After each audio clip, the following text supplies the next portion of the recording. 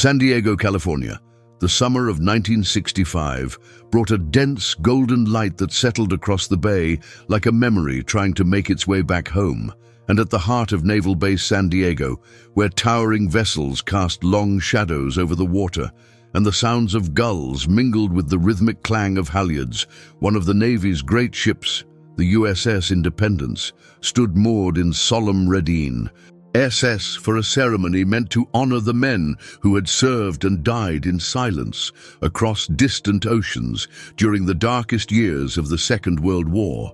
Among the invited guests, retired officers in pressed suits adorned with old medals, widows clutching folded flags, young sailors in perfect formation, and curious civilians with cameras hanging from their necks. There walked an elderly man, slowly, carefully, with each step measured as if the deck ahead were made of glass instead of steel, and although his uniform did not gleam like those of the officers around him, it bore something more powerful than polish or protocol, an insignia few recognized, yet none could rightfully ignore. The badge of the exiled naval forces, a symbol that, during the war, represented American sailors who, for reasons of circumstance, mission, or politics, had served under foreign command, in foreign waters, often without recognition, often without return. His name was Robert Harrison, though most who knew him once had simply called him Bob, and in his hands, strong still, though knotted with age, he carried a small wooden box, polished smooth over time, the kind of box that held not valuables, but vows, not decorations, but memories. And as he approached the gangway of the USS Independence, hoping to step aboard the very ship that now served as the stage for remembrance, a young lieutenant, crisp in uniform, stepped forward with all the authority of someone taught to respect rules, but not yet taught to question the story behind a man's silence. "I'm sorry, sir," the lieutenant said, his voice not unkind but firm, rehearsed, the sort of voice trained to enforce structure to maintain lines. "This area is for registered guests and Navy personnel only. I'm going to need to see your pass or confirmation letter." Bob didn't answer immediately. He simply looked past the officer toward the bow of the ship, as if drawn by something older than orders. A voice from the past, perhaps, a face he hadn't seen in decades, a place on that deck where once, long ago, laughter echoed during brief moments of peace between storms. He held the box a little tighter, not in defiance, but as if to steady himself, to remind himself why he had come. Some in the crowd began to turn, noticing the scene unfolding.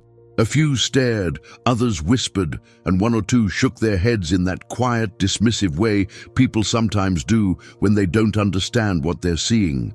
The lieutenant hesitated, uncertain whether to press further or to walk away, when another voice, calm, commanding, unmistakable, broke the tension with the quiet force of someone who no longer needed to raise his voice to be heard. From the shadows near the gangway, Admiral Charles Grant, a man whose decorated career stretched back to the Atlantic Theater, stepped forward, his gait slow but purposeful, his eyes narrowing slightly as they landed on the faded emblem stitched into Bob's jacket, that forgotten badge of a forgotten fleet, and without waiting for explanation, without asking for credentials, he removed his cover, nodded with reverence and said only, "Let him through."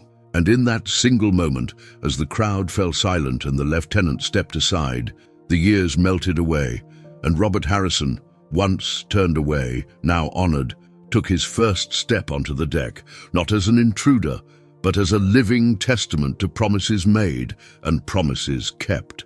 If this story touched you the way it touched me while writing it, please give it a like and subscribe to the channel. It helps us continue sharing real stories that inspire, move, and stay with you. And now, get ready, because what happens next will change everything. The sun had risen higher in the sky by the time Robert Harrison reached the foot of the gangway leading up to the USS Independence, casting sharp glints of light along the rails and across the freshly scrubbed deck, where sailors and officers moved in preparation for the formal, commemorative ceremony.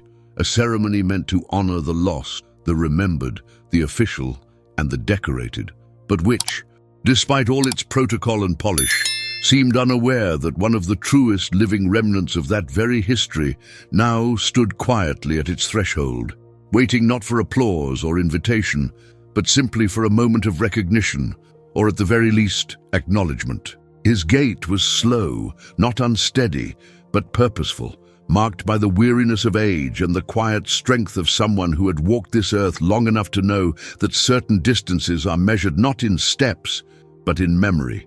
The uniform he wore, a faded navy blue, clearly decades old, bore the hallmarks of long service and longer silence. Threadbare cuffs, softened seams, a few hand-repaired patches along the shoulder line, and most significantly, a modest emblem sewn onto the chest, the badge of the exiled naval forces, a symbol nearly forgotten by the modern ranks. A relic of a chapter in history rarely spoken of, where American sailors, under unique orders and impossible circumstances, served alongside foreign fleets, often without official recognition, often without return. In his left hand, he still carried the small wooden box, the same one he had held at his side all morning, its surface dark from age, but polished from use, and though its contents were known only to him, there was something about the way his fingers wrapped around it that suggested its weight came not from its material, but from its meaning.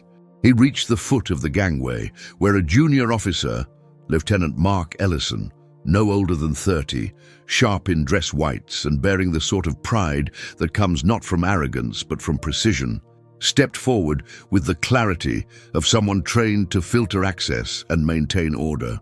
"Sir," he said, his tone neutral but firm, standing directly in Robert's path, "I'm going to need to see your invitation or access credentials. This area is restricted to official guests, Navy personnel, and those with clearance."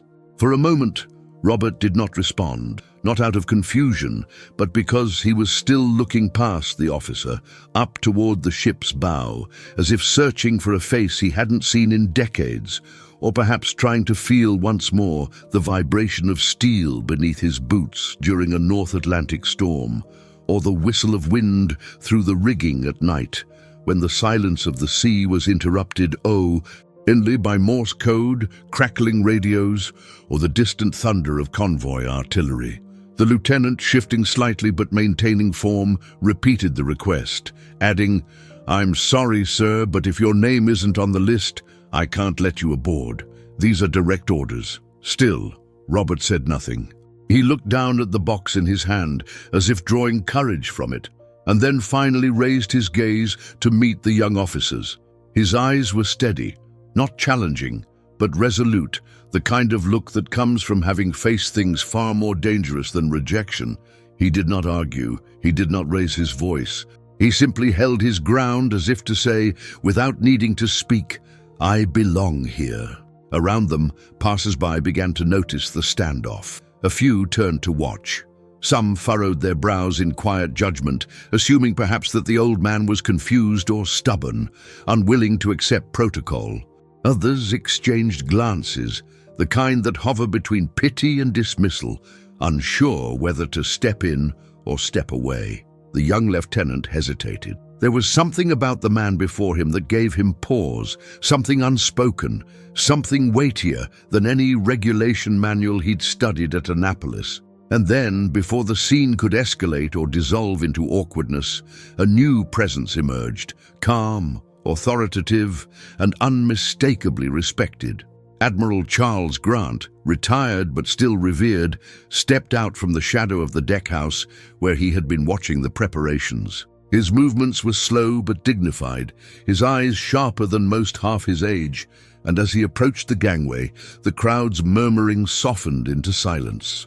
He looked first at the lieutenant, then at the man who stood before him, and when his gaze fell upon the insignia on Robert's chest, something in his expression shifted, a flicker of recognition, perhaps even guilt, or a deep memory rising to the surface after years of being buried beneath ceremony and time.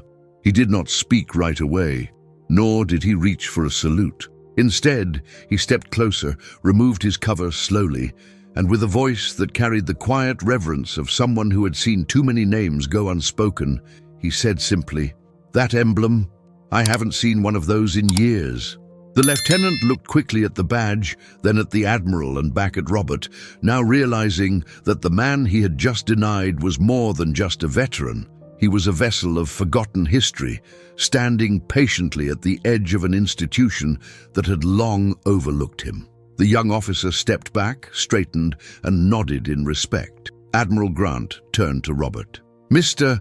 Harrison, it would be an honor to welcome you aboard." With those words, the path cleared, and Robert Harrison, who had not raised his voice, had not demanded attention, now stepped onto the deck of the USS Independence, not as an outsider, not as a relic of a forgotten war, but as a man who carried something more sacred than permission, a story. Inside the quiet, dimly lit wardroom of the USS Independence, a space that once echoed with briefings, orders, and the hum of conversations over black coffee in the early hours of wartime mornings, Robert Harrison sat across from Admiral Grant, the polished wooden table between them gleaming under a single overhead light, as if it too had waited decades to illuminate what had long remained in tea. Dark.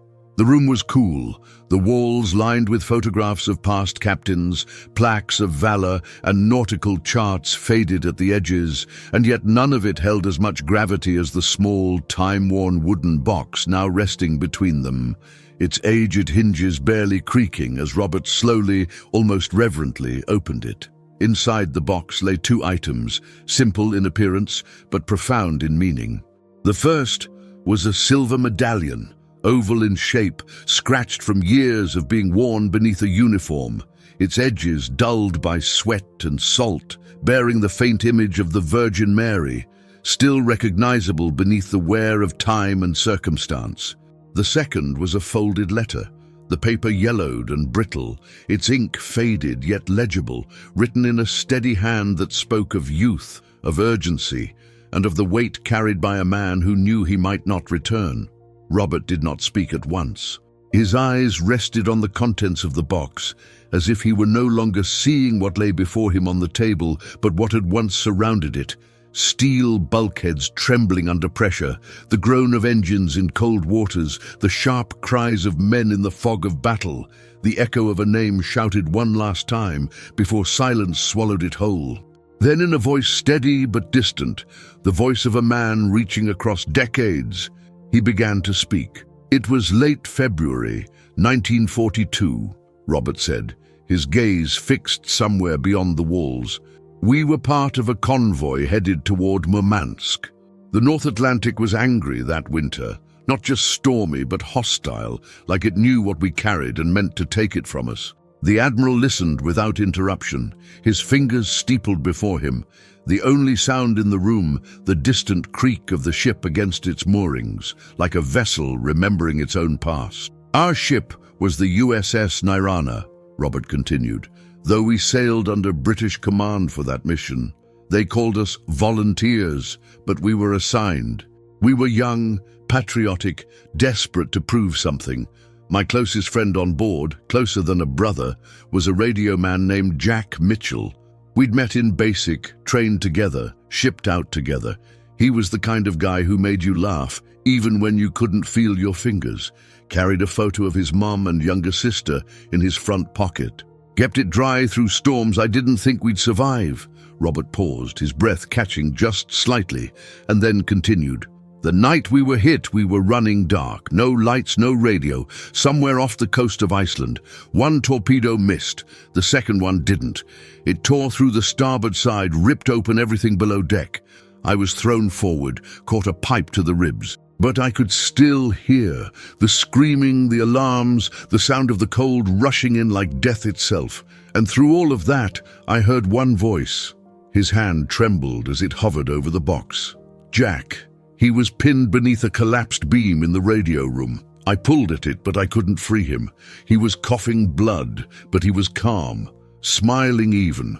He reached into his shirt, pulled out this medallion, and shoved it into my hand.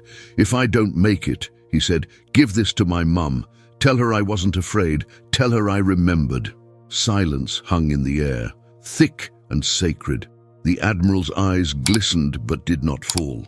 He nodded slowly, his throat tight with unsaid words. "I tried," Robert whispered. "After the war, I tried everything. Wrote letters, contacted veteran services, checked every directory I could find. But the Mitchell family, they were gone. Maybe they moved, maybe they changed names, maybe they just wanted to forget. I carried that medallion with me through Korea, through 20 years in civilian life, through loss and age and silence. And I never stopped feeling like I'd failed him." He looked up then, for the first time since he began, directly at Admiral Grant. "Until today." From the corner of the room, Lieutenant David Mitchell, the same officer who had only hours ago stopped Robert at the gangway, now stood speechless, the color drained from his face, his hands clenched at his sides. He stepped forward slowly, his voice barely audible. "My grandfather was Jack Mitchell," he said, each word more like a question than a statement. "My mom, she never told me much, just that he died at sea. She had one photo of him. We kept it in a drawer." Robert looked at him, and something like peace washed across his face. He picked up the medallion, walked across the room, and placed it gently into the lieutenant's hand. "He wanted you to have this," he said, "not because of the blood, not because of the war, but because he believed someone in his family would carry on something true." David stared at the medallion in silence, tears beginning to fall, and as he reached for the letter, his fingers shook not from protocol, but from the sudden, overwhelming feeling of receiving a piece of someone he never knew, and yet always carried within him. For a long moment after the medallion had been placed into his hand, Lieutenant David Mitchell remained still, as if some internal mechanism had stalled, overwhelmed by the sheer gravity of what he was holding. Not simply a weathered piece of metal strung on a cord, but the weight of an entire lifetime of silence, of memory, of duty passed down through the simplest yet most profound of gestures. It was not a token of war, not an artifact of conflict, but a bridge across time, across bloodlines, and across decades of unspoken grief. The room, though quiet, was dense with the presence of something sacred, something that didn't require explanation, because everyone in that space, Robert, Admiral Grant, and now David, understood, perhaps without even needing to speak it aloud, that this exchange was not only the closing of a chapter, but the long-awaited fulfillment of a promise that had been made not with ceremony, but with breath on the cold steel floor of a sinking ship.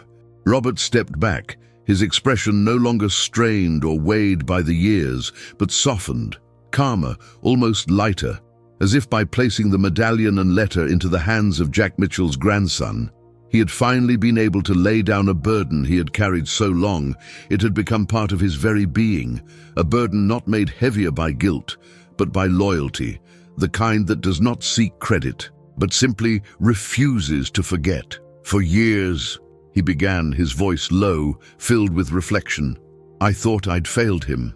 Jack trusted me with his last words, and no matter how many letters I sent or how many dead ends I chased, it felt like the world had moved on, and I was the only one still carrying that moment with me." He glanced toward the window where late afternoon light poured in across the deck, and shadows moved slowly along the brass fixtures, casting the room in gold and grey. "You live long enough," he continued, "you start to wonder if some things aren't meant to be fulfilled, that maybe what matters is the carrying, not the delivering. But I never stopped hoping, not once."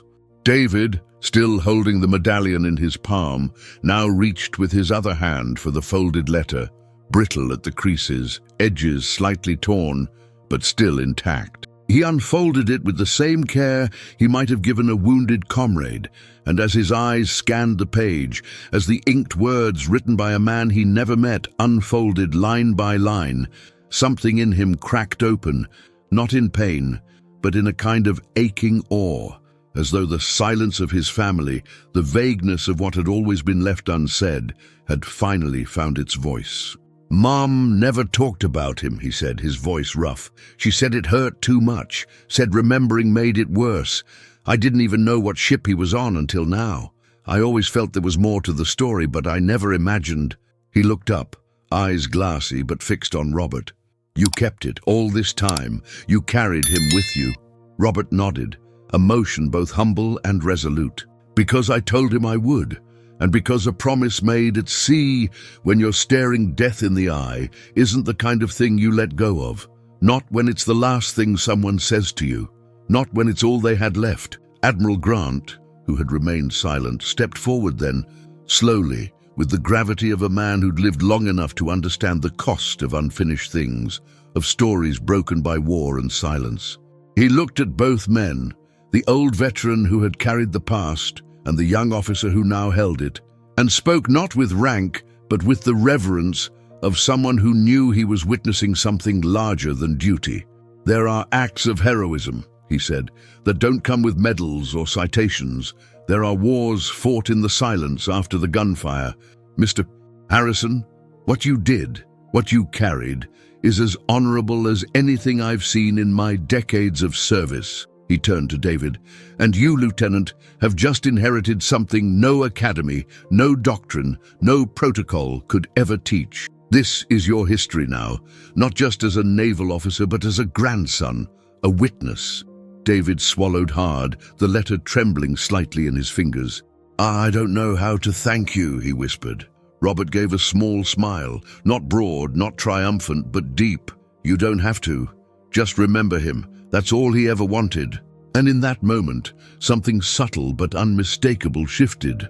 A quiet transfer of legacy, a reconciliation between the living and the lost, between the man who made a promise and the one now entrusted to keep its memory alive. Later that evening, after the sun had dipped below the horizon and the ship's lights had begun to glow softly against the darkening sky, Robert and David stood together on the deck, looking out over the water. The medallion now tucked safely in David's pocket, the letter pressed close to his chest. No more words were exchanged. None were needed. Because sometimes the silence that follows a promise kept is louder than any speech. By the time the remembrance ceremony began aboard the USS Independence, the air above the harbor had taken on that soft, golden haze that only late afternoon can bring. The kind that gently blurs the lines between present and past, between what is seen and what is remembered. Although the ship's crew had followed every protocol in preparation, polishing brass, straightening flags, rehearsing musical cues, there was an undercurrent among them, a quiet, shared understanding that this day had shifted from routine to reverent, and that something far more human than ceremony was about to unfold. Standing at the front of the deck, Admiral Charles Grant addressed the assembled guests, not with his usual commanding cadence, but with a voice tempered by emotion and time. He spoke not of campaigns or ranks, but of silence, of forgotten names, of the duty we all carry to remember those whose stories never made it into the record books. "Yesterday," he said, "a man walked onto this ship wearing a uniform from a time nearly lost to us. He bore a symbol most didn't recognize, a symbol of service given, of promises kept, of a branch of naval history we rarely speak about. But we must speak now, because yesterday Mr. Robert Harrison reminded us what remembrance truly means." The audience, sailors, veterans, family members, civilians, listened with hushed reverence as Admiral Grant described the moment Robert fulfilled a 23-year-old promise by delivering a fallen friend's medallion and final letter into the hands of that man's grandson, Lieutenant David Mitchell, now standing in uniform just steps from the Admiral, visibly moved. The Admiral then turned toward the wreath prepared for the sea, white roses intertwined with navy blue ribbon, floating in a shallow bowl beside the railing. He stepped back and nodded toward Robert and David. As the two men approached together, the sound on deck seemed to still. Even the gulls above held silence as Robert took the wreath in his weathered hands. David stood beside him, offering quiet support, as Robert leaned slightly forward and let the wreath slip into the Pacific.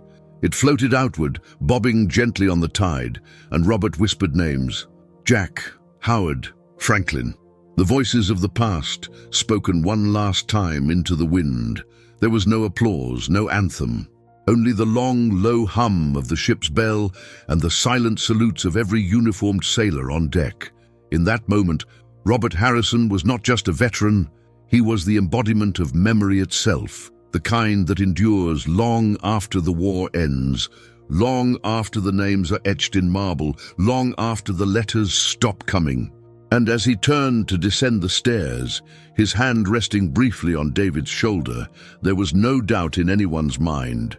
A wrong had been quietly made right, not by force or rank, but by compassion and truth. And with it, a forgotten chapter of naval history had finally returned home.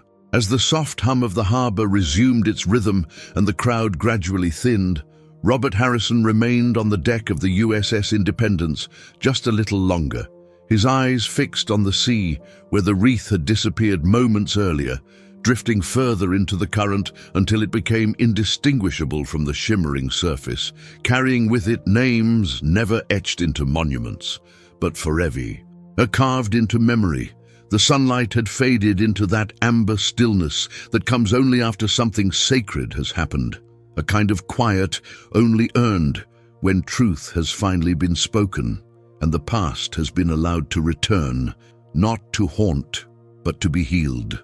By his side stood Lieutenant David Mitchell, no longer just a naval officer, but a grandson newly connected to the legacy of a man he never met, and to the promise fulfilled by the one who had remained, not for glory, but for remembrance. In David's hands was the same small wooden box that Robert had carried for decades, now passed on not as a burden, but as a gift, a tangible thread that connected two generations, not through blood alone, but through duty, memory, and a vow kept in silence. When Robert finally descended the stairs, he did so slowly, but not weakly. His back, once bowed by time and regret, now carried something else entirely: peace, dignity, and the knowledge that even the smallest gestures can echo louder than speeches, louder than medals, louder than any official recognition. The ship's officers stood at attention, not by protocol, but by instinct. They saluted him not as a guest, not as a relic, but as a man who had brought with him something the Navy itself had forgotten to honor: the quiet strength of those who served without spotlight, who remembered when no one else did. In the days that followed, the story spread beyond the base, captured in newspaper headlines and local broadcasts. Readers wrote in from across the country, some veterans, some children of the lost, each sharing stories of tokens kept in drawers, letters never delivered, promises made in battlefields that still lingered in their families like soft, unanswered prayers. But for Robert, none of that attention was necessary. He had not come for recognition. He had come to complete something. And now, with the medallion delivered and Jack Mitchell's voice finally heard, he returned to his quiet life with a lightness that comes only when a heavy weight has finally been set down. When he passed away a few months later, peacefully in his sleep, it was David who arranged the funeral. A modest service, full military honors, and among the few personal items laid on the casket was the same faded uniform jacket with the exiled Naval Forces badge sewn tightly to the chest. It no longer needed explanation. Those present understood, and that was enough. A plaque now stands aboard the USS Independence, just below the wardroom. To those who were forgotten, to those who remembered anyway, you are part of us now. And perhaps that is the truest form of belonging, not being written into history by force, but being welcomed back into it by those who choose to remember. We publish new stories every day, true stories that move, that inspire, that stay with you. Subscribe to our channel so you never miss another one.